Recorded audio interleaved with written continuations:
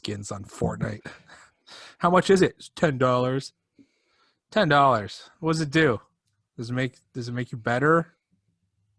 I mean, the thing about these skins is it's not anything.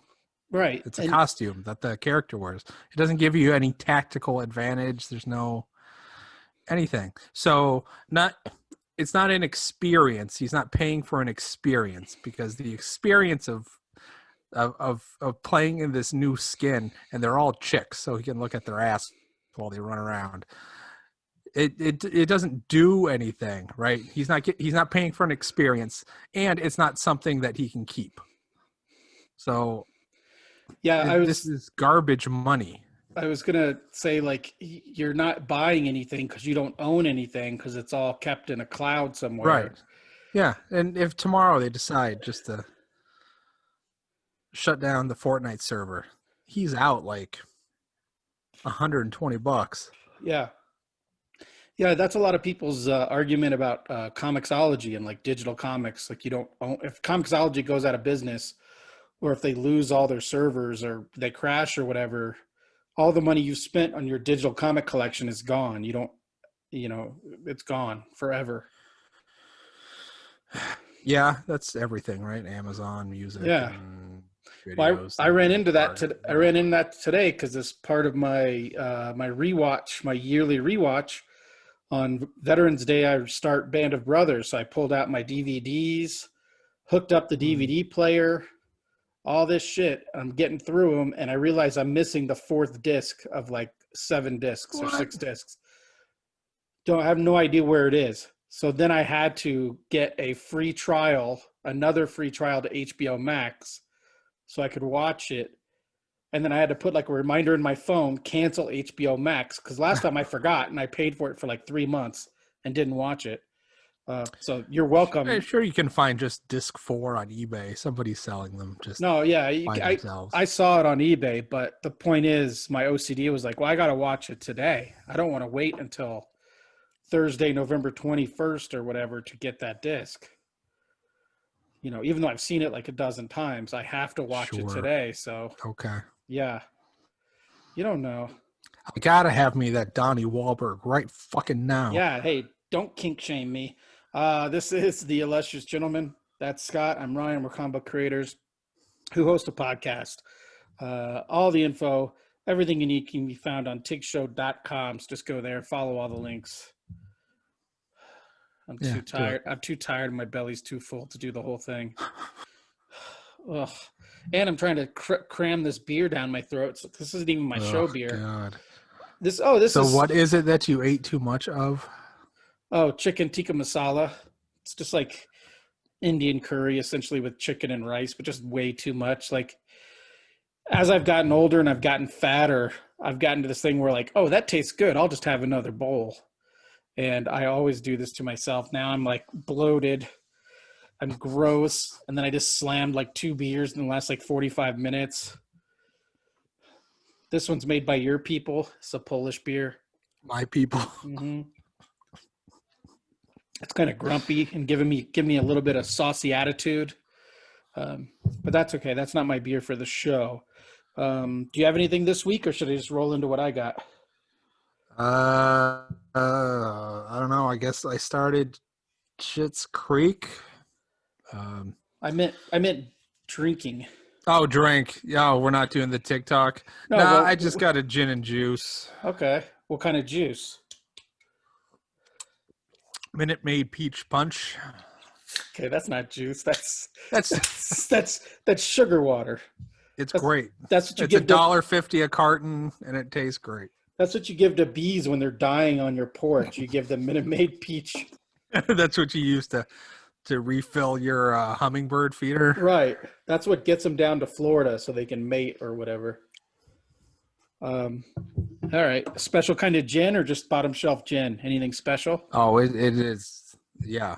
It's what's the shitty one? Caliber. It's a plastic bottle. Yeah, Caliber. Let me think. Caliber is sold at, I think, Fry's, maybe? That's the Fry's brand? This is just all shit in a glass. Well, it sums up our podcast. All right, so my beer this week is $10 for a handle. Yeah. Oh, 10 seems high. I can get it for like $6.99. Gun Hill Brewing out of the Bronx, New York. Void of Light Foreign Stout. It took me forever because the weather's changing. Can't tell, I got a beanie on. Weather's changing, so I want stouts now. Yeah. And every place now is like double hazy IPAs, juicy IPAs. It's so hard to find a bunch of stouts, but I finally found this one. They call it a foreign style stout. It's called Void of Light. It's not really much to it. 7.9%, Eh, only 30 ABV. It's not bad. I mean, it's not terrible, I but don't it's know. not. In a world of double IPAs and hazies, and I don't know why anybody would be drinking a stout or a porter. Because it's winter and it warms me up. It's like a hug from a friend. Oh, does it? Yeah, Does it? just like that. That's bullshit. Like, maybe it's because I grew up in Phoenix. Like changing your menu based on the seasons makes zero sense to me. It's like, oh, it's so cold outside. I want a bowl of tomato soup or some garbage. Like, not what? That's because you grew up That in. doesn't. That's just nonsense. No, I like it. Like we had stew yesterday. We had like a hearty rice dish tonight. I might make a soup tomorrow night. Who knows? Maybe it's also an upbringing thing. No, my mom never really wasn't really she didn't really cook a lot. So I mean, she cooked every night, but not like seasonal cooking. I don't know. I think I'm just trying to trick myself into getting pumped for anything. So it's like I can get pumped because I can make a stew tonight. So let's get excited about that. Holy shit! Yeah.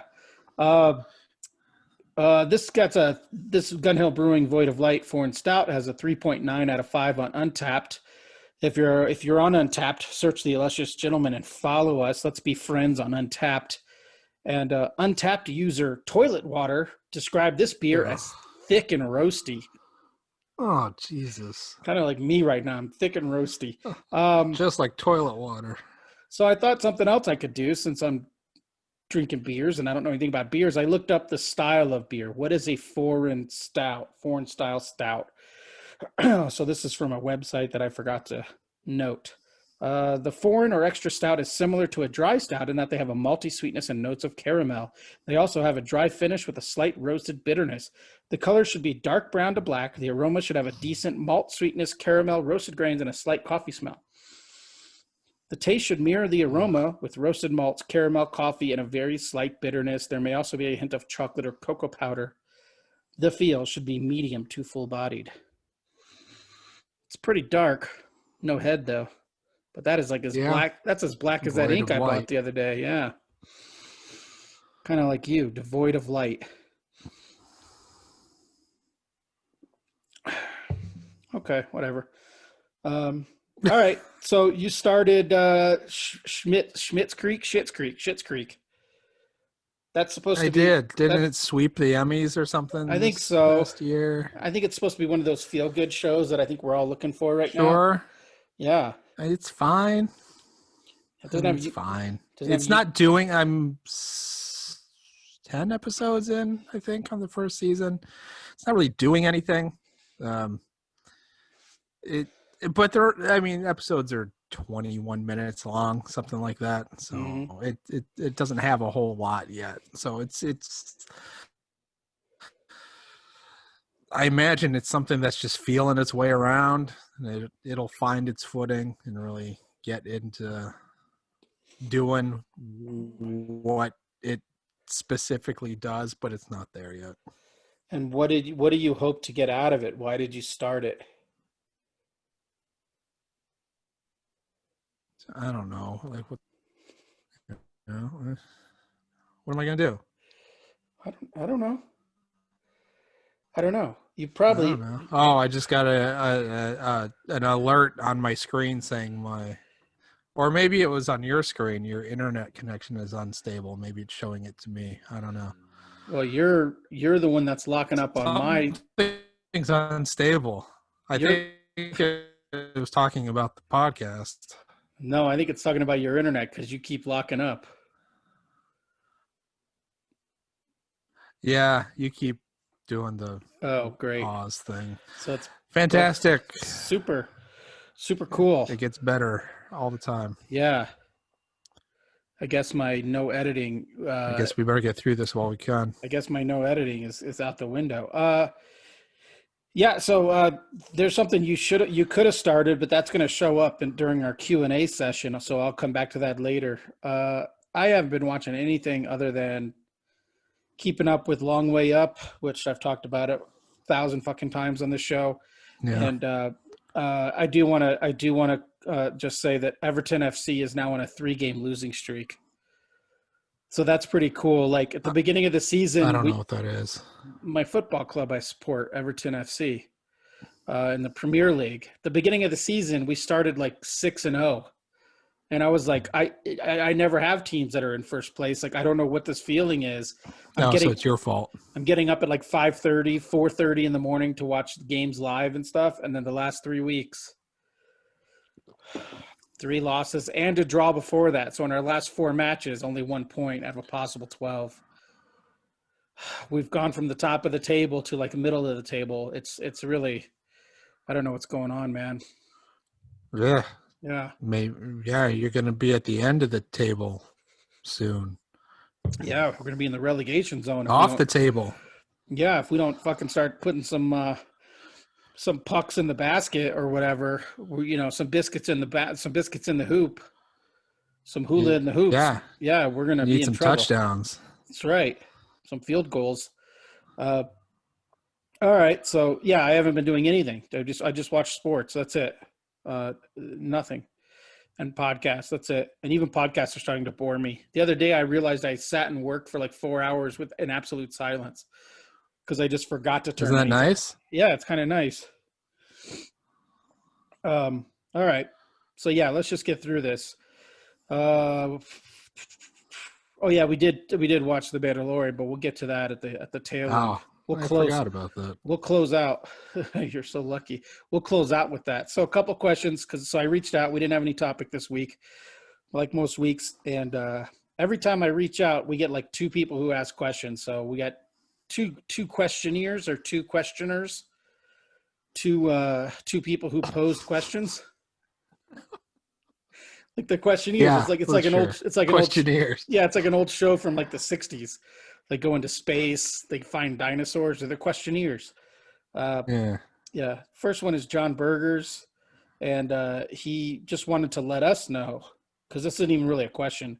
He wanted to let us know that if we enjoyed Raylan Givens on The Mandalorian, he's also in Fargo this season, playing a U.S. Marshal in Fargo. So he's really latched on. Yeah, I've seen him in the commercials or some such. Yeah. So why haven't you started that? If you started Schitt's Creek, I can't say I have any interest in Fargo. It is as good as I hear it is. I don't have any interest. No, I don't. I can't sit down and just watch stuff. Nothing. Yeah, I don't know. I don't want to do it. I'm not going to do it. Fuck your Fargo. Okay. Fuck your TV shows. All right. Fuck everything right now. God damn it. You don't have to get so mean. I am mad. Yeah. I could tell. Too mad to even turn a light on. And then when I ring you up, or when you logged in, or however this works with technology, when we congruence this evening, you were watching the trailer to WandaVision on Disney Plus. I was, yeah. And Burgers asked us if we watched it, and then he said it looked like it was heavily influenced by he said Mitch Garrett's run, but I think he meant Tom King's run, because Mitch was never on the Vision book. So I think he meant Tom King's run. I went and rewatched it after Burgers recommended it to us, and I realized I had watched it before, and I had forgotten all about that. I watched the trailer for it. So what was your first thought? I know what it was. I can't speak to the similarities between the King book and the show, because I never read it. Was Scarlet Witch in the Vision series, or is it all about Vision? I think in the Visions is I think in the yeah, I think in the Vision, I think in Tom King and Gabriel Volta's book, uh, I think it was like a family of visions of androids. I don't think it was that's what it looks like in all the art I've seen. right. So I So don't know. maybe I don't know. I trust Marvel Studios. They always seem to figure out a way to successfully execute whatever it is that they've come up with. So I'll Yeah, give it a shot, but based on the trailer, again, like Fargo, I am not interested just based on what I've seen. I've never seen Pleasantville. It looks a lot like that sort of thing. Truman Show sort of nonsense, whatever. I don't know. Not my bag, yeah, but I'll give it a shot. yeah. I never. Well, I mean, you pay for Disney Plus for the Mandalorian. You stay for the WandaVision. Uh, Well, I don't. I don't care about that character, either of those characters ever. I've never been like a. I didn't care about them in the comics. I don't really care about them in the movie. yeah.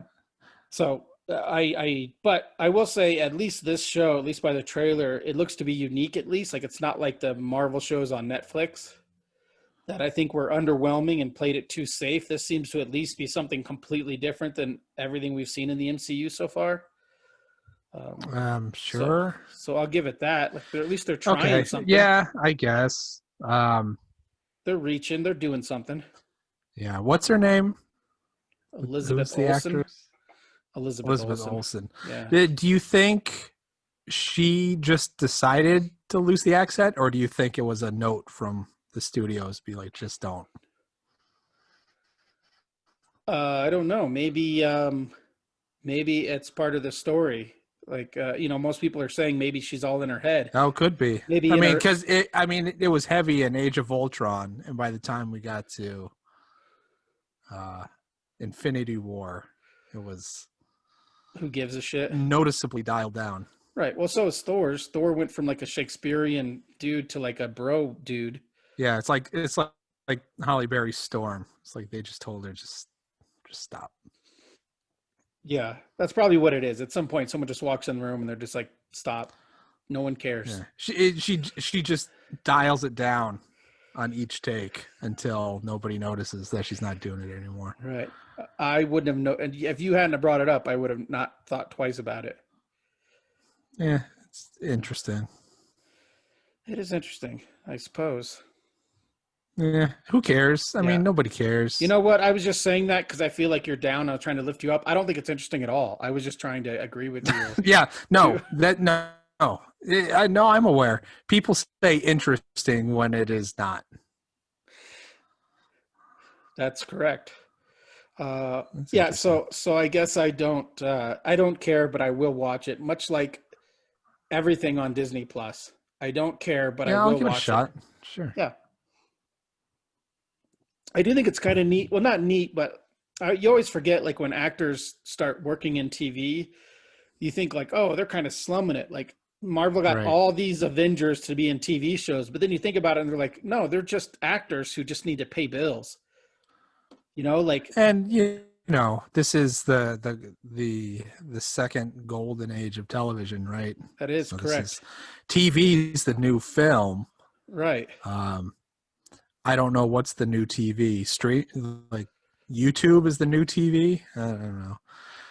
I was trying to do like the 40's the new 30. That sort of analogy, but it doesn't go anywhere past TV is the new film. No, like Beer Belly is the new um Yeah, like sexy. the technology's all caught up. Right.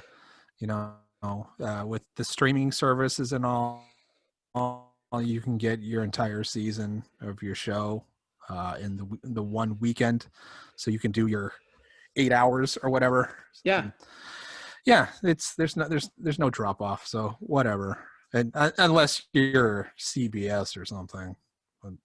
Right. SEAL Team 6 or SEAL Team whatever Mitch Star tweets Trek about Discovery, nonstop. stuff like Oh that. no, Star Trek Discovery is pretty good. Let's not even go there. It's Yeah, funny. sure. It's funny though. Like I was talking about like streaming and everything. I was watching my DVDs, and I'm old enough to remember like when DVDs were like, you're never going to get a more crisper picture than a DVD. It is God's pure vision of what this movie or TV show is supposed to look like. Okay, then Blu-ray came out, and then you're like, okay, so Blu-ray is better than DVD. And then when I had to switch from my DVDs to streaming today, streaming was like 1,000 times better quality than my DVD. And I'm like, how can they do that? Because it's the technology, because it's got to be compressed so much to stream, but yet the quality is so good. I don't know. It's magic.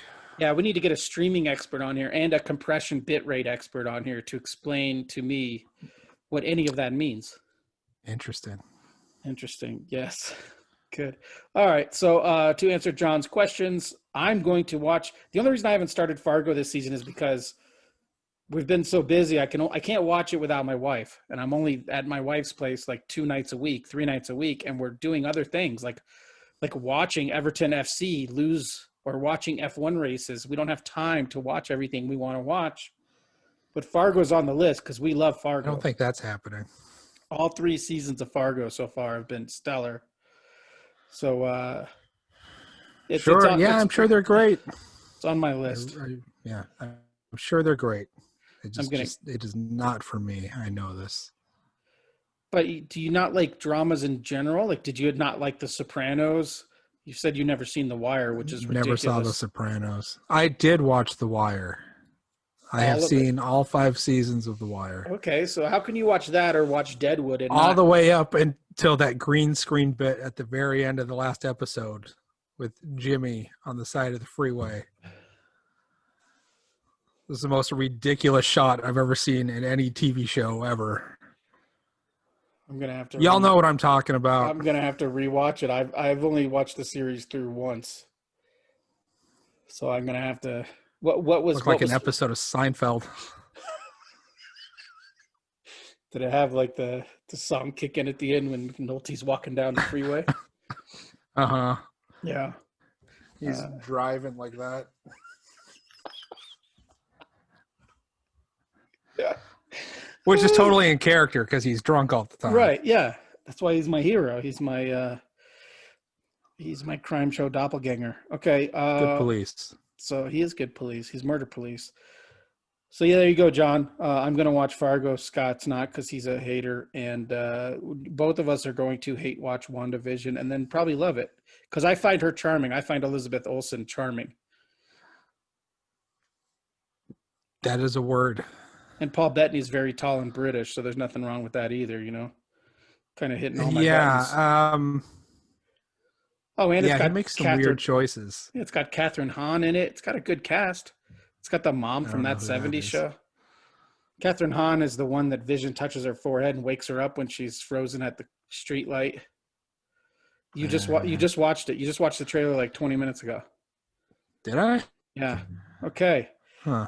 Moving on. Now we're going to get into my favorite topic is talking about what we do as art, or even worse, talking about what we do as craft. I had to go to Michael's Arts and Crafts yesterday to get ink, and I was so mad at myself just for being there. That's where artists go. It's in the name of the store. Yeah, they have one aisle of art supplies, and the rest is like fake flowers stuck into styrofoam balls. I hate it, but I can't go to Hobby Lobby because I hate them more. So I don't really have a choice. Yeah. Can I get the same selection for technical pens that I can for mason jars at Michael's, please? Well, we have 3 technical pens, and we have 57 varieties of mason jar in different colors, different widths, different heights, different patterns. Some are ball mason jars. Some are harvest style mason jars. Some are jelly style mason jars. Some are traditional canning jars. Every time I go to Michael's for ink, I end up leaving with a bag full of styrofoam balls. Yeah, and a bag of glitter. And you're like, what am I going to do with these? Something fun. Well, the nice thing is the online coupons, though, for Michael's. Mm-hmm. So you can, without fail, every time I go in there and hate that I need something, I know there's a 40% off coupon waiting for me. Right. Yeah. Like, And even then, you're probably overpaying because it's Michael's. right. But you're never paying full price for your glitter pins or, No. your craft dowels, because those planets aren't going to hold themselves up. You're going to have to shove a dowel up their ass at some point for your diorama. Right. Right. Yeah. I don't, yeah. Comic books aren't my thing anymore. It's scrapbooks now. Sometimes I look at my comics that I draw and they're crap books. Crap books. Oh. I'm going to insert a dump sound there. Okay. Yeah, so I hung out with my brother last weekend, and he likes to talk about art and stuff. There's nothing wrong with that. And then so he sent in some questions for us that are art based. Again, shout out to Stash Factor on Instagram. You should all follow him. So I kind of reworded some of these from when he originally sent them because I already knew the answers, so I could adjust the questions a little bit. So this first one, so in case he's listening, he's like, that's not what I wrote. And he's like throwing, like a mason jar full of stuff across the room because I changed what he wrote. Sorry, dude. It's half my podcast. I'll do what I want to do. How has your art style changed over the years? So he originally want to know, do we think our art style changed over the years? But I think the answer is yeah, because we have eyeballs and we can see what we used to do. I mean, it's probably a little mellower now since having kids. Yeah, it used to be like every day, all day, and now it's like every couple of weeks, if you're lucky. So how do you, when you compare your early stuff on like Code Breakers, some would say the height of your career, Code Breakers Dracula, to what you're doing now? Some would say. How do you think your style has changed? Looking at it, from the outs, like a academic point of view, or a, like a third, like a third party DMV kind of situation. How do you think? It's right?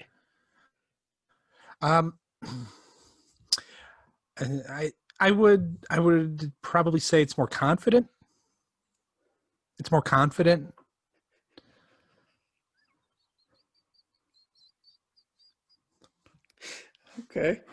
Okay. Yeah, I don't know, man. I don't know. I mean, the work itself is different because I'm doing it differently. I don't know. All I can say is that I just hope it's better. Right? That's all. Right. Well, do you approach it any differently now than you used to? Did you used to were you chasing something early on that now has become second nature, or has become just easier? I guess with just repetition, it's going to become easier. But yeah, that's the goal. Right. But I've seen you post stuff to our studio message board about you rework poses and rework poses and rework poses. Did you always do that? Sure.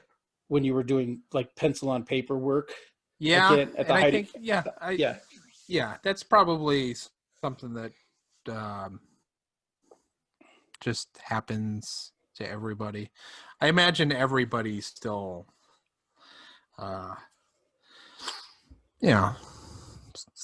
thinks they suck, I guess. I don't know, man. I know we do a show about comics and art and stuff, but is there a bigger bummer than talking shop? I mean, I don't know. People are gonna love this episode. You. Yeah. Yeah. You talking to me? What about you? Oh, I have notes. Maybe I'll now, instead of I'm gonna chew on this question, and I'm going to ask you a version of it, I guess. What do you think is different about your work? So not style specific, not so much in the aesthetics of how a Cody fist looks now. Uh-huh. But what is the emotional experience for you now compared to 10 years ago when you sit down in front of a blank page? It used to be daunting because I had to figure out what I want. I had to figure out how to get what was in my head onto the page, and I had to figure out how to work that problem. And now it's kind of daunting because I know how much work it's going to be. So sometimes if I'm gonna tackle a page and I can see it in my head and like, oh, that's easy because I've drawn that pose a million times, or I know exactly what the layout's going to be, and now I know how to achieve it. It can either set me up to be like, oh, cool, I can breeze through this page and it's going to be an easy, couple hours, or what I want to do with this page is going to take fucking forever, and then it's like a different mood. It's a gloom and doom, like and then when I finish it, I'm never happy with it. Like, if you have something in mind and you get as close to it as possible. Okay. If it takes me 5, 6, 7, 8 hours to do that and it's all struggle, I'm going to think it's garbage. If I can knock it out in 2 hours, I might be a little happier with it. So it's all it's all sweat equity. It's, I either dread it or I look forward to going into it before I even start working, because I can just look at it and know. So is there a difference today versus 10 years ago in what percentage of the stuff that you produce you're happy with? Is it high? Is it a higher percentage today than it was? Not while I'm working on it, but I think when I look back at it, like if I hate everything that I do when I finish it. But like I look back at stuff I did 12 years ago and I think it's complete garbage. And I look back at stuff I did 2 years ago and it's less garbage. And there's certain and stuff you I can point out. also work solely as a color artist now, though. Right, but not coloring your own stuff. Are you happy with a greater percentage of your color work? Yeah. I'm much happier. Okay. I'm much happier with my color work than with my pen and ink work. But but yeah. Are you happier? Is there a greater percentage of satisfaction with your color work now versus? Oh yeah, 10 years ago, 5 years ago. Even though the process is pretty much exactly the same, I haven't really expanded much. I picked up 1 or 2 tricks that I love and I rely on, and it seems to work. Very rarely do I look back on something I colored, especially if I colored, because I can't look back at something I colored that I also drew, because then all the problems are there all at once. But I look back at something I colored like of yours, like 10 years ago, as opposed to something I colored, 3 weeks ago. I'm going to like what I did 3 weeks ago, but I don't hate what I did 10 years ago on some of your like pinups and stuff I would color. Interesting. I don't have the same disdain for my color work as I do for my line work. But I did, let me answer the first question and then we'll go back to you with what you just asked me, which I can't remember. But my art style, one thing I've noticed is that like I've become tighter with my lines. If you look at my artwork from like 12 years ago, it's all loosey-goosey. Because 10, 12 years ago, I was trying to be Mike Oeming. Now I'm trying to be Corey Walker. So I got tighter with my line work, less focused on my inking. Like not everything has to be that thick to thin 70s, 80s style inking anymore. Yeah. So I do think I'm a more confident, and I think I'm a better penciler and inker now. Obviously, I mean, if I'm not after 12 years, I should, jump out this window head first. But everything's definitely changed. I think mine's changed for the better, but who knows? I mean, I guess I'm not. It hasn't changed enough to where I'm getting hired a lot more often. Like it's never been easy to get work for me. But like I know with your art style, I know that I think it got a little tighter for a while, and then now it's starting to loosen up again. I think your artwork now is more like it was when you were on Dracula than it was when you were on like Dark and Bloody and Copperhead. You've been cartooning more, I guess is the phrase. Yeah, that's probably mostly a product of the content, I suppose. Okay. Or however you want to say that. The subject matter. Subject matter, yes. Yeah, I guess when you draw, yeah, like I tend to want to draw projects that have lots of heavy shadows and lots of mood and stuff like that. That wouldn't fit on a teen book. So when you're drawing a teen team book, cartooning makes sense. Like you can exaggerate. They don't want like a Mike Oming, or sorry, like a Mignola style on that book. You know, Right. they want it to be accessible by teens, Yeah. because Yeah. we all know, Bouncy and yeah, lively and yeah. because we all know teens buying comics is the largest demographics of groups They who buy love comic them. books. They love them to death. Um, what about you? Are you more confident now than you were? Has it gotten easier to let it go? Um, I'm, I no, I probably wouldn't say easier. It's the only thing I have now compared to 10 years ago. Um, so it's my full-time employment. So if I don't do it, I don't get paid. Right. I no longer get paid for just showing up. Right. Yeah. Sitting on your ass, you're still not going to collect X amount of dollars an hour. Right. Right. Um, I think I am more aware of my shortcomings, and uh, I've been at it long enough where I sort of know how to um, uh, combat the pessimism or the struggle that comes along with Right.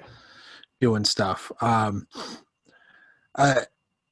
I know I'll work through it, and so a lot of the times the hardest part is just sitting down when you don't feel like it and knowing that it's all going to be garbage. But if you just turn off your brain and you let the garbage work itself out, Yeah. after a while, I like instinct and muscle memory will just be like, all right, just chill out, man. We got this. Yeah. Like I feel like I've gotten to the point where I know, even whether I'm coloring or whether I'm penciling and inking, I've gotten to the point where like I know that at the end of this page, it'll be serviceable. It might not be what I wanted it to be in my head, but it's not going to be complete garbage and it's not going to not work. Where I think like 12 years ago, I might have turned out some pages that were pure garbage that probably don't hold up. Oh, sure. So whether I'm not happy with it personally, I know that it works on what it's supposed to do. It's supposed to tell a story. It's supposed to move. I know it'll do that at the base level. So I'm confident enough Yeah. that I can do that. Yeah. I think I'm at a point now where the level of confidence I have is that I'm confident that the worst it's going to be is competent Yeah. and serviceable. Yes. Right. Like many artists in the 90s. That. Yeah, that's generous. Sure. Okay, so the next one's worded a little weird also, but I'm going to go with it. Do you consider yourself a working class artist? So I I am wrote, poor, yeah, so yes. yeah. So that's kind of what I wrote. Like, I think 99% of artists would be considered working class because unless you have the luxury to just work whenever you want and then just lounge around and do nothing until inspiration strikes you, then you're working every day to pay bills. Yeah, and I'm not sure what the real definition, even like the what is it? Urban Dictionary definition of working class is. Is that just somebody that? I mean, everybody works. So, but is it Well, somebody that not everybody works works. at a job where it's like paycheck to paycheck living? Yeah, I think maybe this is to be thought of as like, do you consider yourself like drawing comics is just the same as being like a plumber or an accountant or a car salesman? It's no different than any of those. It's just what we do. But it's exactly the Sure. same. It's Yeah. exactly the same as a guy who Um, like manages a fucking Applebee's. That's just what he does. sure. Yeah. I can't think of anybody outside of Mitch who isn't a working class artist. Yeah, like it'd be nice to be like a fine artist who every 3 months or every 6 months you do a gallery show where you put up like 12 paintings.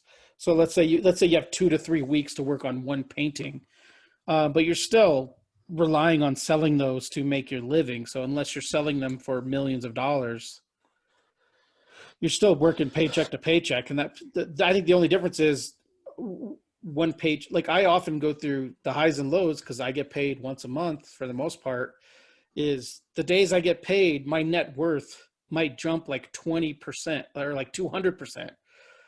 I can go from almost being negative in my bank account to having 2-3 months worth of money in my account. So it's like I don't. So I guess it is the same thing as like I'm going to work on these 12 pieces and then hopefully they all sell so that I then have money to pay all my debts and shit like that. But yeah, it's 1,000% a working class job, and I'm not good enough to I'm not good enough to Yeah. I'm not good enough to color one book, so I only have to color one page a day. Because I would Yeah. consider that like that would be a great gig to color one page a day and then just lounge around in my pajamas and smoke cigars all day. But that's never gonna Yeah. I don't happen. know. Yeah. It's a job. It's a job like Right. any other job, I Right. guess, because it's work. It's work, and you get paid for it, and it takes up your time and whatever. I feel like the term like working class has been uh, sort of weaponized, and nobody considers themselves working class when they're not trying to make people that they think above working class feel bad about themselves. So people are only working class when they're talking about the elites. Yeah. Yeah. I mean, I don't. We're all Shit. schmucks. Yeah. I mean, I guess I'm a lower working class. Like it's shit. My prime earning potential was like 13 years ago working at a car dealership. Like that's the most I've ever made. Yeah, I mean, if we're going to break things up into like the Titanic or something, you know, there's there's the people that bunk in the engine room, Mitch. and then you got Oh wait, no, us. yeah, no, Sorry. no, So, he's yeah, so no, we haven't gotten to him yet. I'm sorry. Engine room is like a dude starting out who will color your page for $10 a page. no. Mitch is playing cards with Billy Zane. Yes. Yeah. Yeah. In the grand ballroom, they're both wearing tuxes. And Mitch Yeah, leans over every once in a while and makes a swipe with his Wacom and then orders another whiskey. yeah. Yeah. So we're like where, Better listen to your guy Billy Zane. yeah, we're He's like a where cool dude. like I think where I'm at, I think you might be a higher level, but where I'm at is where like Jack and Rose danced on the table, like within they did Hmm. that Irish water dance. They river Yeah, danced on that table. yeah. I'm one of those dudes around that table, like cheering. Like I'm not even good enough to be on the table, Right, so I'm like right. cheering them on and eating a potato or something. Yeah. Yeah, you're probably one level up. Like you're only sharing like 2 cots. I'm sharing like 15 cots. Uh, yeah, Yeah. yeah, probably. Like maybe you get a dining car, like a dining car like room, and I get the sandwich wrapped in like newspaper. You actually get a menu. Yeah, you're not allowed on the deck, and I'm not allowed on the deck after like like 9 a.m. Right. Yeah. Yeah, when people go to change into their dinner clothes, you have to go back into your room. But all I hear is everyone having fun up there. Because my cot is, my hammock is right up against the bottom, the roof.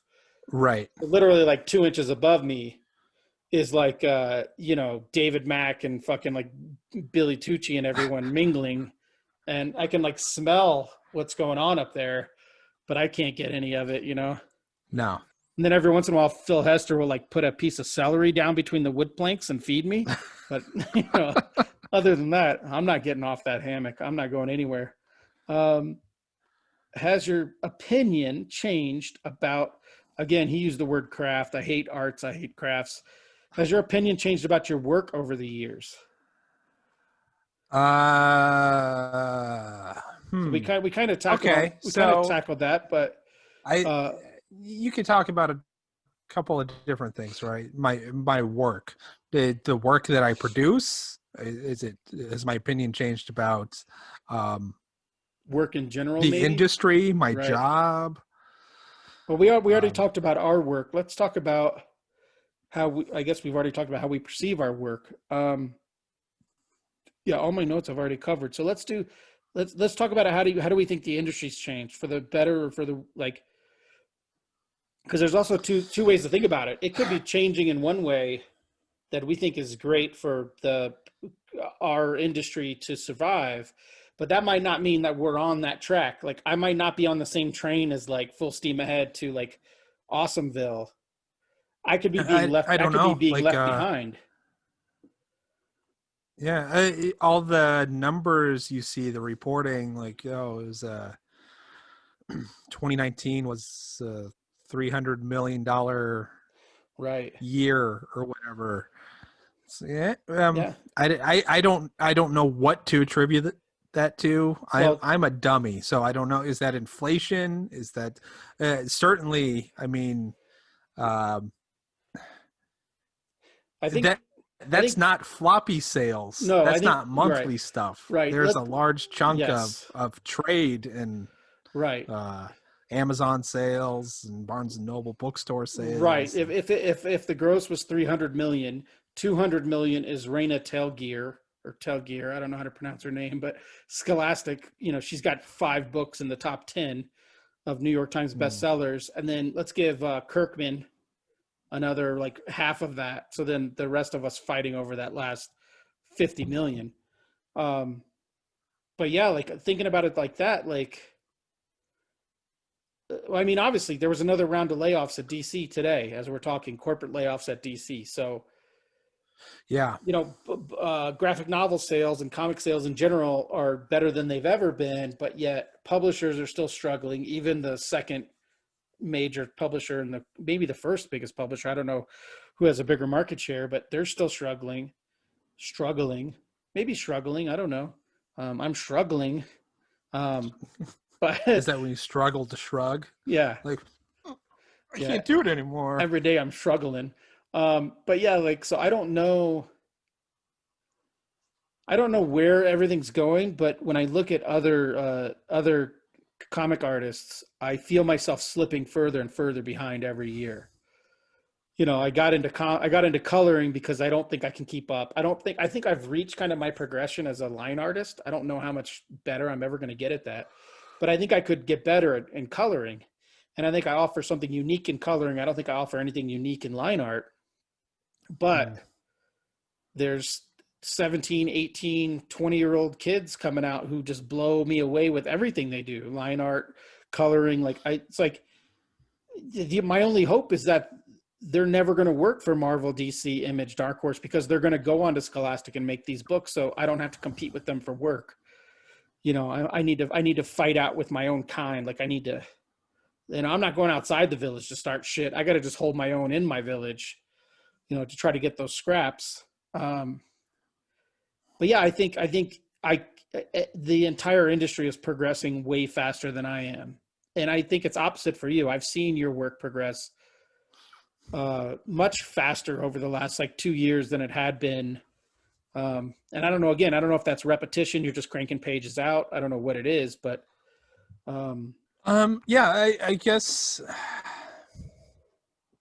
yes. There, I think there is what is that?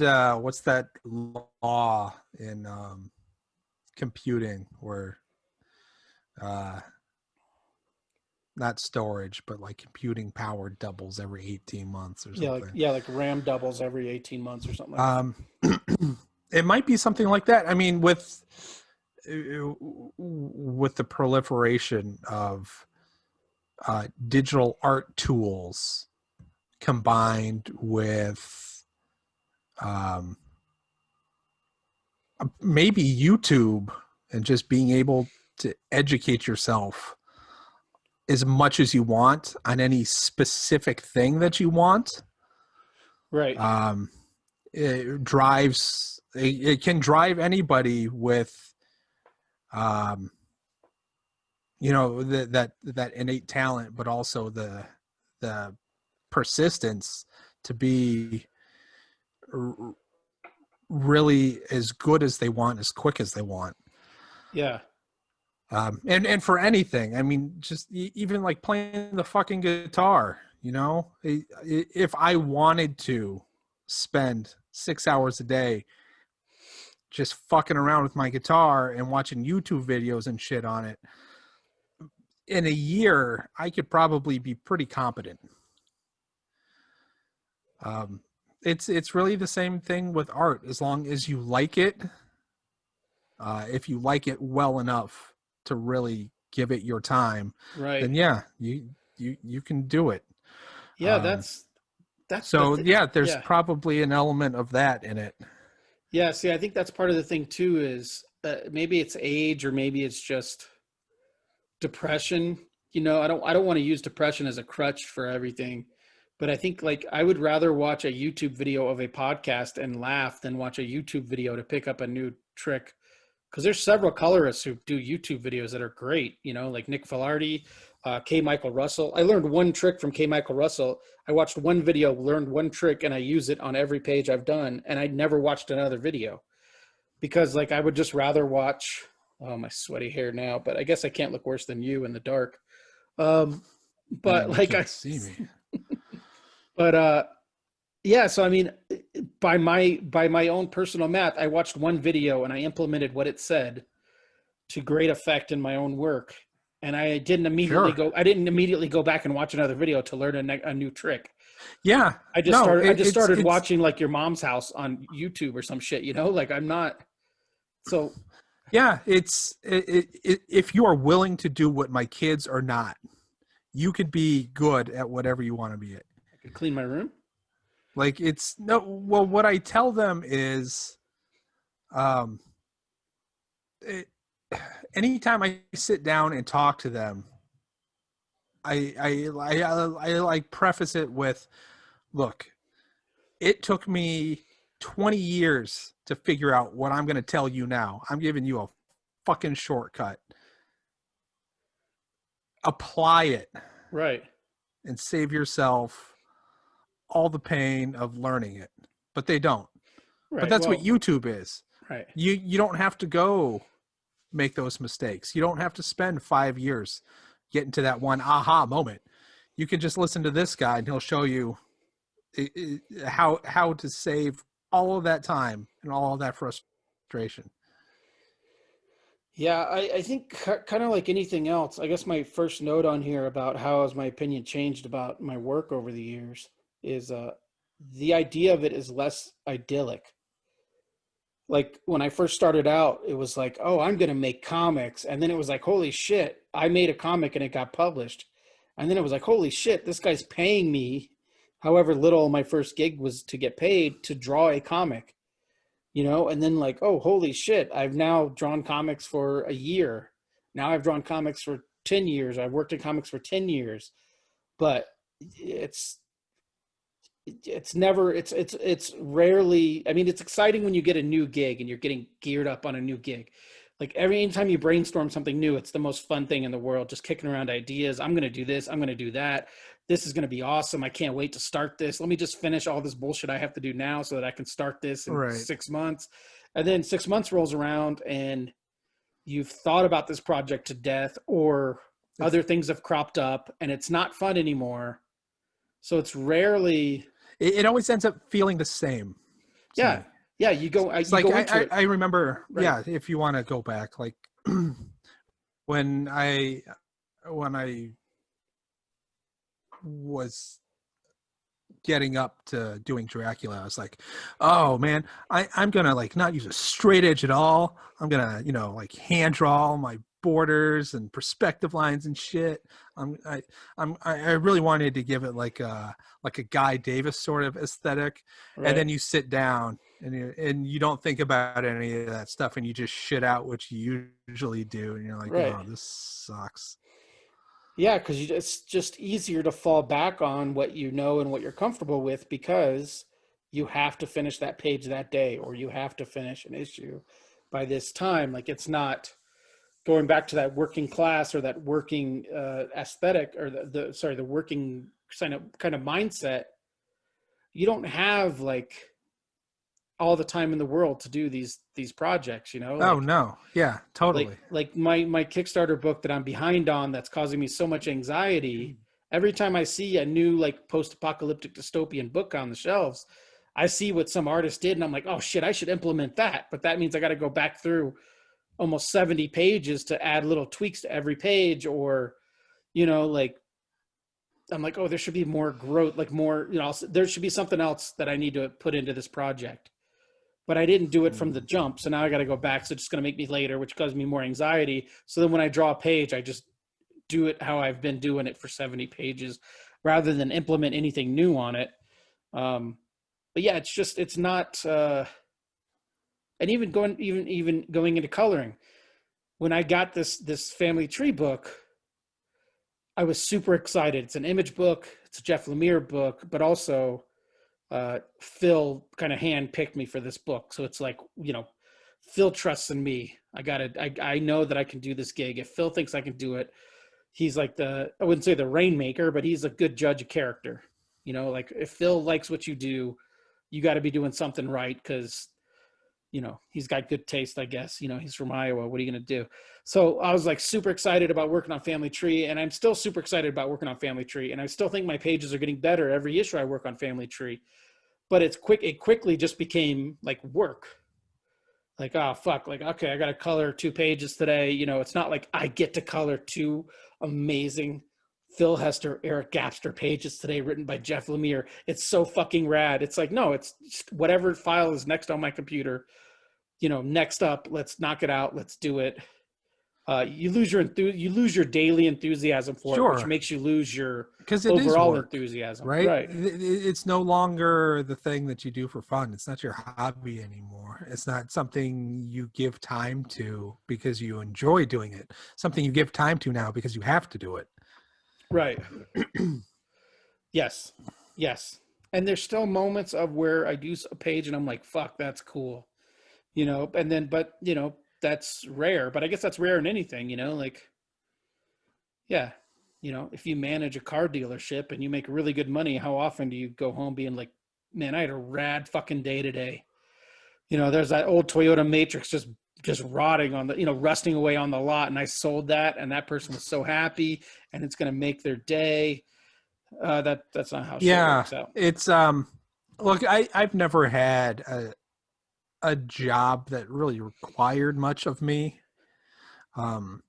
So this Parenting, doing this, there's a mental exhaustion. I know for a lot of people, it doesn't seem like real work, and probably most days for us, we probably even would not call it real work. But yeah, I've never experienced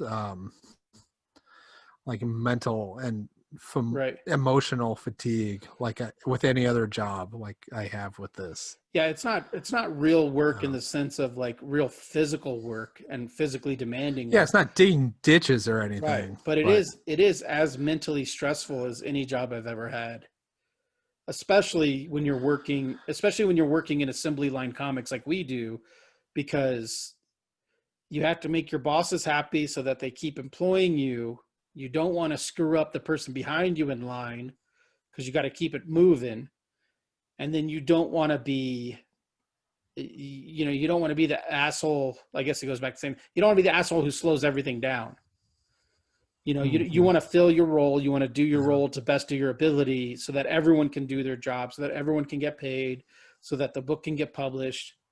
So yeah, I think it's super stressful in a way that most jobs aren't, because you're it's not like you're just letting down you're not just letting down like coworkers. You're letting down other friends. Like you're letting down people that are friends almost, like most of your associates, most of your colleagues are you're friends with. So it's like, I don't want to let them down. And it's like, I put themselves in my shoes, like, oh shit, if I don't turn in this page till late, then this person might have to get up early to work on it, or this person might have to stay up late to work on it. And I know they have kids, and it's like, there's a lot more ownership, I think, in this job that causes more stress, is what I'm trying to say. You want to move on to this last question and then talk shit about the Mandalorian and wrap this up? Yeah. Okay. Do you look at, this is kind of a good one. Do you look at another artist's style and learn something that you can incorporate into your style? I feel like that happened a little bit recently for you, but I don't want to put words in your mouth. I don't want to put words in your mouth. But yeah, like, so you put whatever you want in my mouth. Thank you. But yeah, I feel like recently you tweaked a style of yours because you saw something you liked in another artist and you implemented it, right? That's something we do. Probably. Yeah. I don't, yeah. Pardon. I don't know specifically what that was, but that sounds like a thing. And that's what I talk about a lot. Right. Well, I was leaning on the John Timms thing. I think you picked up some of the stuff John was doing on Young Justice. So you learn by imitating up to a point. Yeah. And then once you can stay on the bike by yourself, then I think you owe it to yourself to do exactly that, to incorporate. So that's how I explain it all the time, is you see something another artist is doing that you like, and instead of me drawing a foot just like Brian Hitch, I will think to myself, oh, he draws really good feet, I should practice my feet and figure out how it is that I draw feet. So when I have to draw feet, I just draw them, and I don't have to draw it 30 times before I figure it out. It's taking a strength that you see and sort of putting it through your own filter and making that strength your strength. Yeah, like I wrote that I steal stuff like defeating a Mega Man villain. Sure. Yeah, I steal stuff all the time. But I think it's what you're saying. Like our friend JD West, shout out. I haven't heard from him in like 2 months. I'm a little worried about him. But anyways, I started drawing like these big fists several years ago, and he'd be like, oh, that Cory Walker fist. And I'm like, it is kind of a Cory Walker fist, but it's because I saw how Cory and how like Ryan Otley drew fists. And I'm like, oh, like I make my knuckles straight. I make like a boxy fist, like an oming fist, because that's the first guy that I was really into, is Oming Tim. The way they draw a fist is slightly different than how Cory Walker, Ryan Otley drew a fist. So I altered how I was already drawing fists just a little bit. Like that's something, so I kind of stole that from Cory. Coloring wise, I like how Rico Renzi does those unorthodox palettes. So when I color a page, my immediate thought is, oh, I don't have to make this skin, like I don't have to make this white guy's skin like pale and pasty and pink like mine. I can make it like a little gray, like maybe they're supposed to be sickly, or maybe if they're a bad guy, then I'll go a little gray on their skin. Or if they're like a super macho hero type, I'll give them a little more tan, a little more like dark brown tint to their skin. Or, the Batman the Animated Series, the red skies. Like it's, everyone does it in comics now, but it's like a sky doesn't have to be blue or purple. It can be red. It can be pink. So I steal that. I steal how like Mignola spots his blacks. Like there's nothing wrong with if it suits if it makes sense in the composition and it makes sense on the page, it's fine to have only 10% negative space on the page and have everything else be black. I mean, it's better that way. Yeah. Yes. For unless you're like a photorealistic portrait artist, um, you should be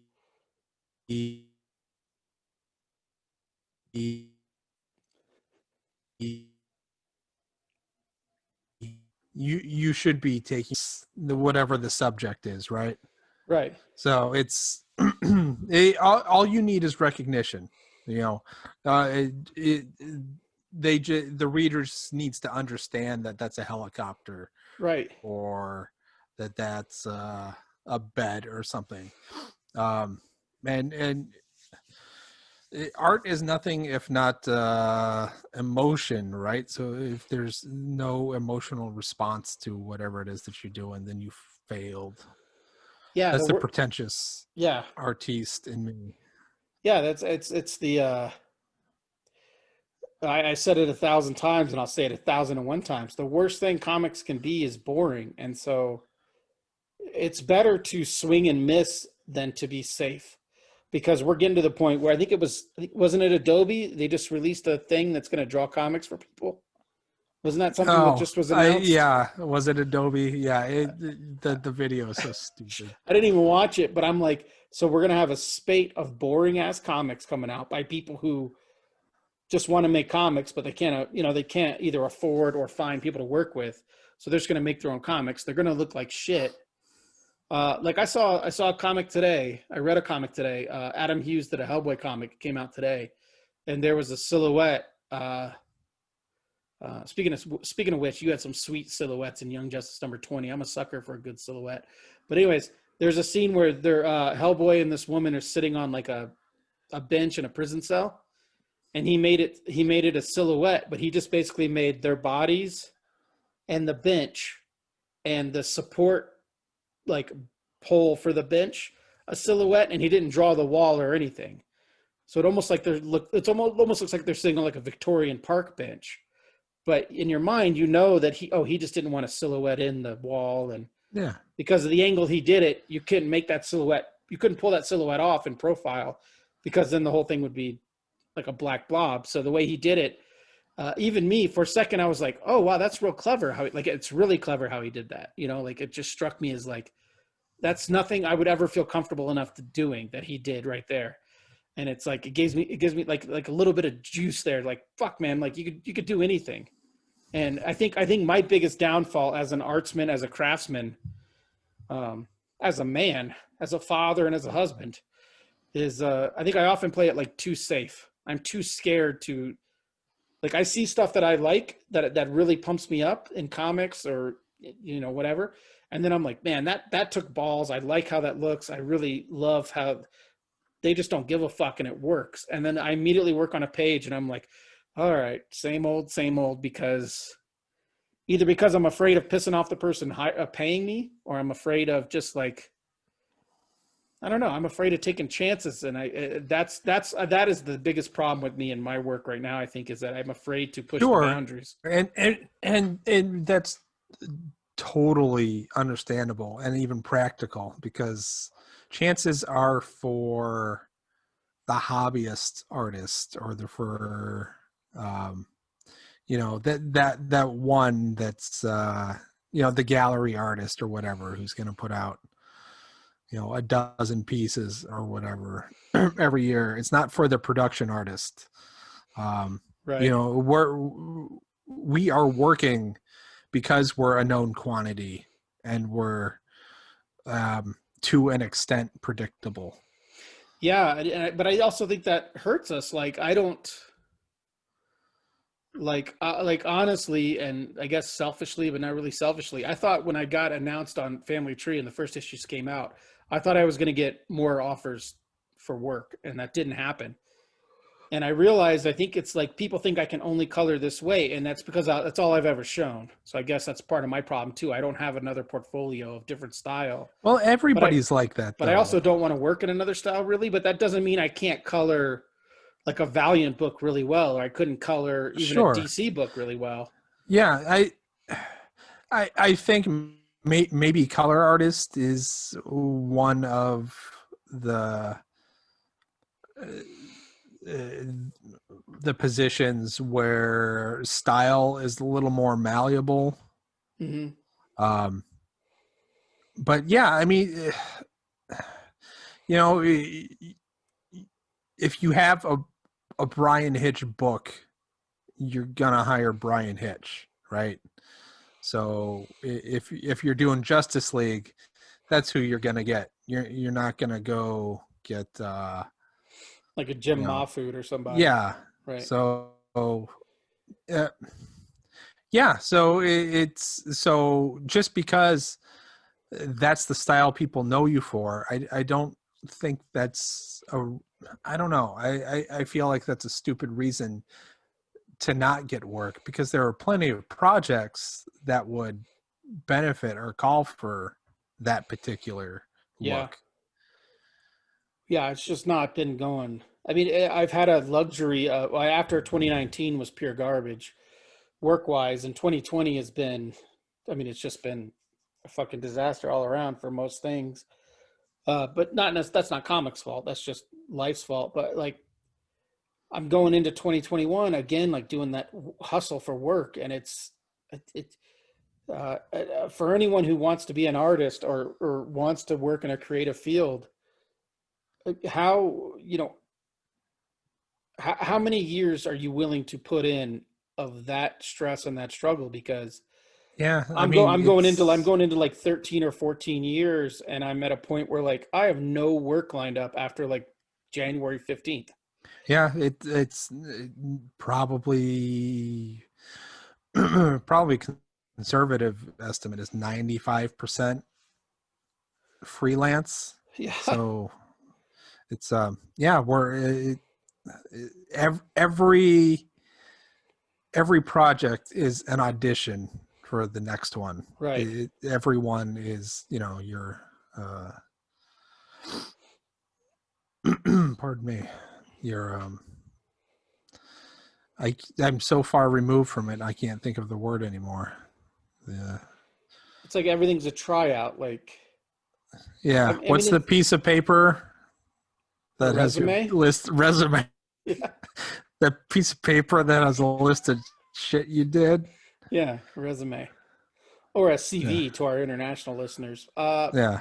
But yeah, it's just and the thing I think that another thing that bothers me about, I guess this is going off topic real slightly, and I really want to wrap this up, is one thing that kind of bothers me a little bit about our industry is, let's say someone who can hire you or is in a position to hire you, maybe they know that like, hey, I think I want to hire this guy for this book, but it's 6 months from now, so I'll come back to it in 4 months.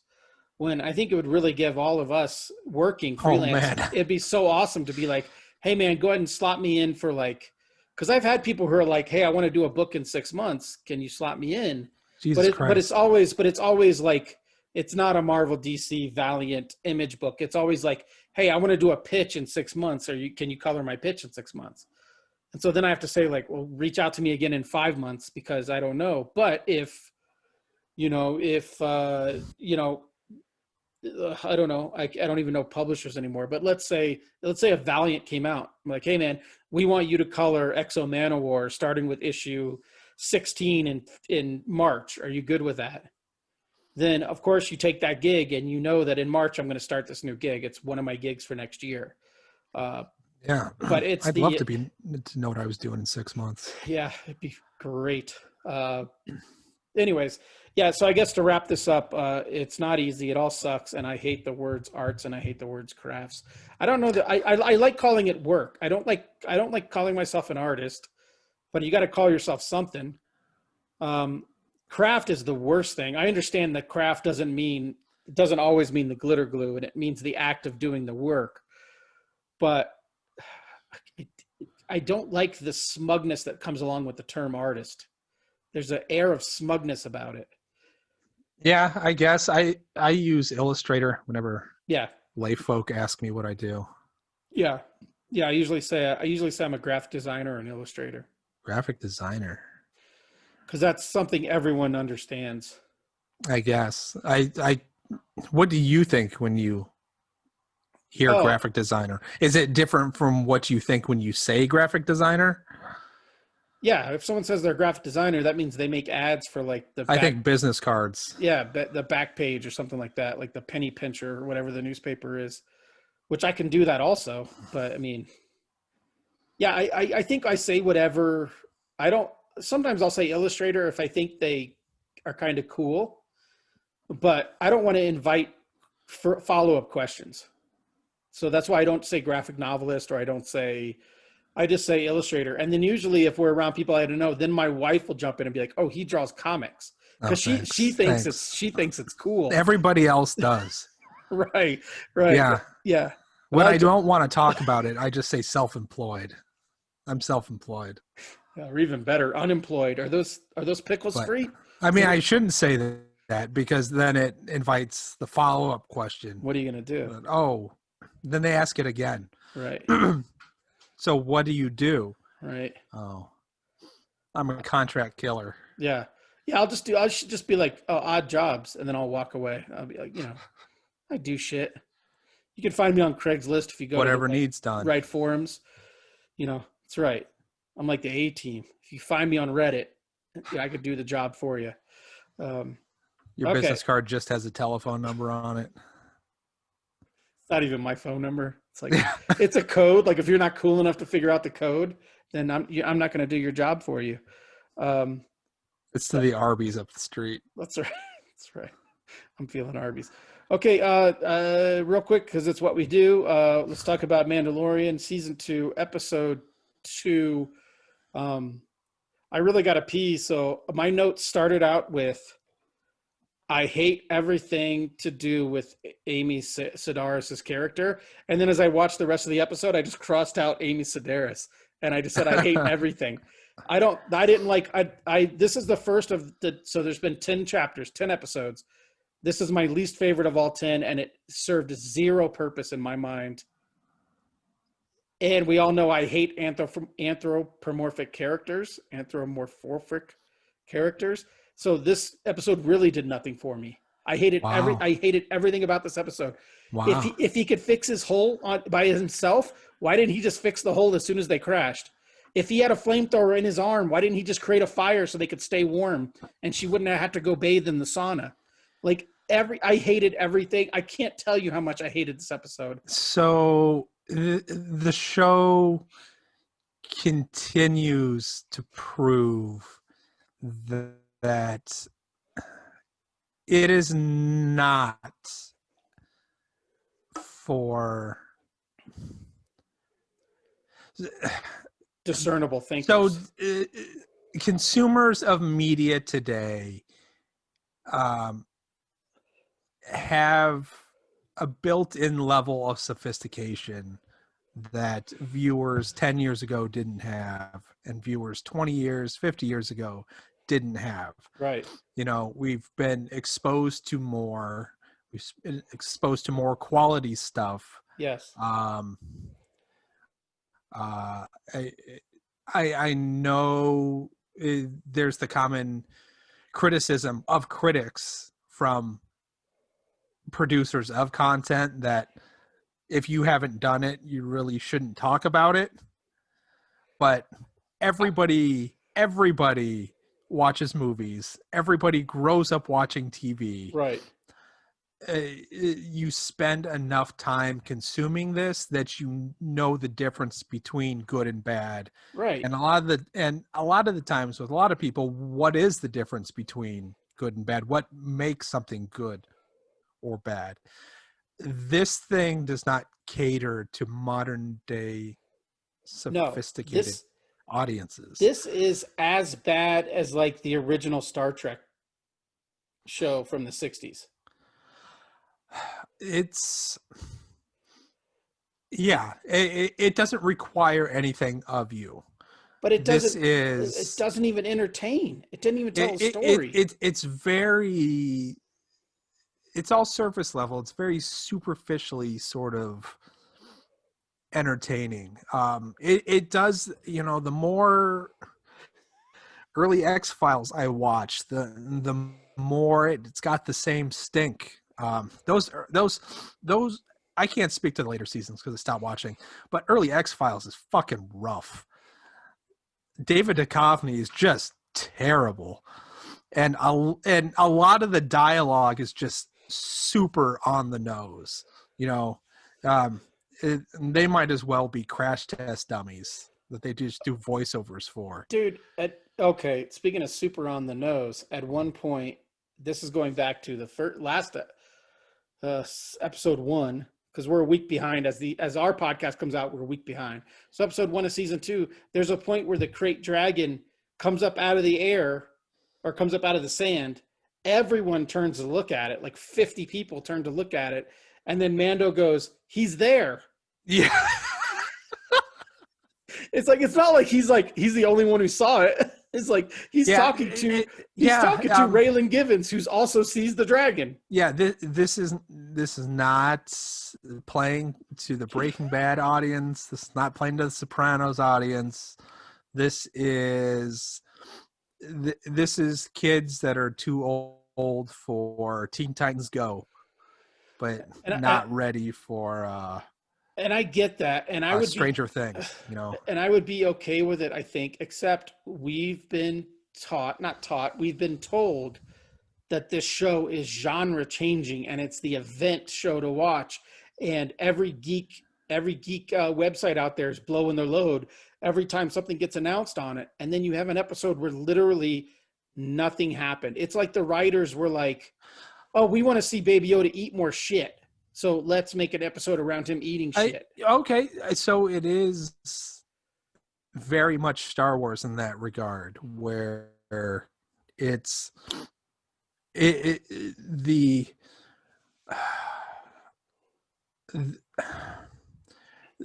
point of it is the technological achievement in producing it. It's not in the storytelling. It's throwback storytelling. Sure.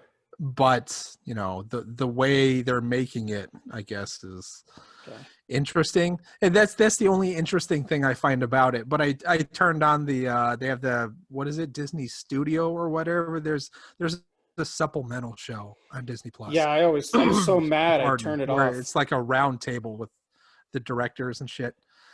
And I got like 20 minutes into that, and I wanted to close my head. You know, that's the other thing. I think I've tried, and it doesn't seem like it if you listen to all the chats we've had about this show.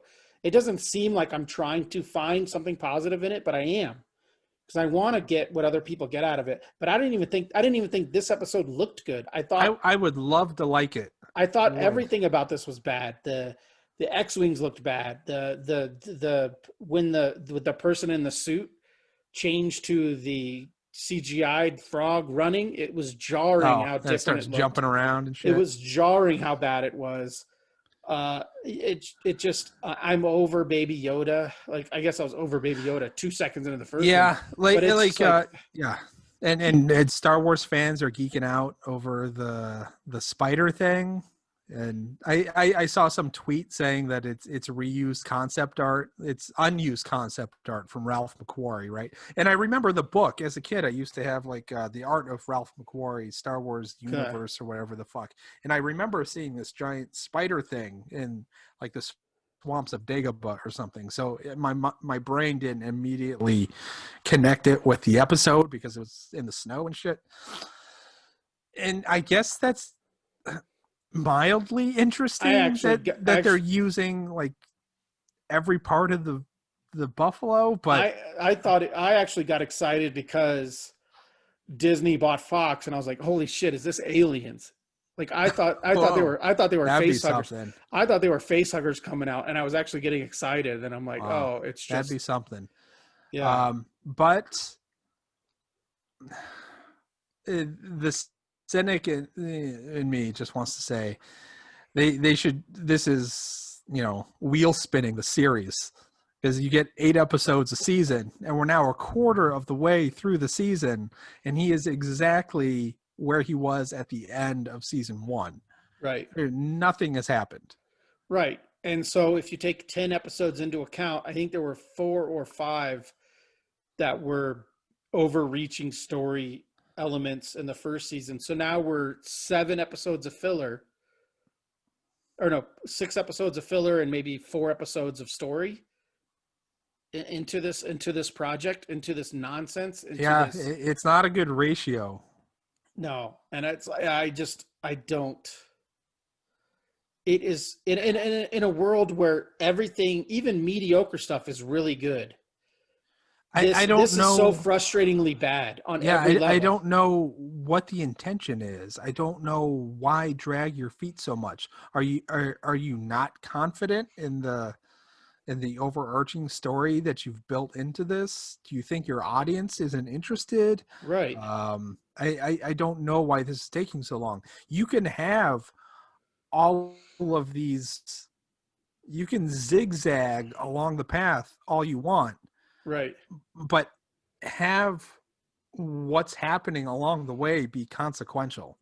Yeah, I mean, they ended the first season on Moff Gideon holding a black lightsaber, or what do they call it, a black Yeah. saber. Are we going to talk about that? Where the fuck is he? Where the fuck is anybody? I guess. Wait, was it this episode? Uh, yeah, it was this episode where they show bounty hunters attacking him again. So you're almost like, oh shit, okay, now we're back into this. Everyone's after him. Everyone's after the baby. Nope, that didn't matter. All that mattered was that he had to walk. And he had to walk back to Amy Sedaris, the worst character in all of Star Wars. Give me a droid that makes beep beep noises and runs around like a dipshit over this hyperactive character.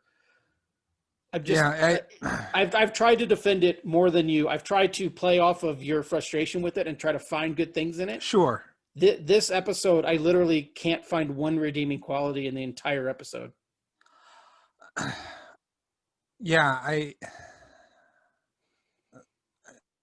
don't know. I it really is a fine show. Like while I'm watching it, I'm never bored, Oh, right? come on. So it's fine. It's fine enough. I mean, I I I don't feel like I'm sitting still, like staring at the wall for 25 minutes.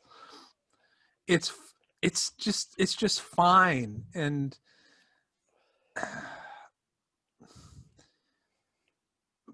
yeah, I don't know. I don't know. I'm not upset about it. It's just I don't know. It's perplexing, Yeah, it's and confusing. I would like some sort of I would like to know what the answer is.